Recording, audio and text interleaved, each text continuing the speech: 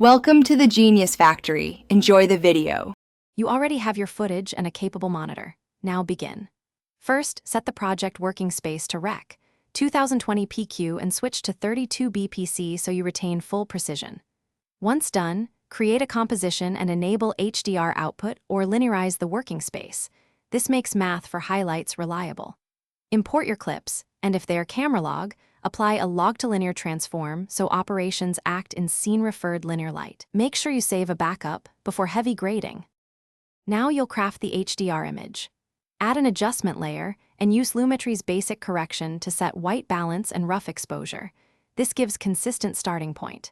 Next, use RGB curves and an HDR-specific curves workflow to lift highlights while protecting mids and shadows. Pull down the highlight curve gently so speculars sit above 1000 nits without clipping. Throughout, check Lumetri scopes and the HDR waveform. When you isolate highlights, lower contrast locally with masks or selective curves so detail remains visible.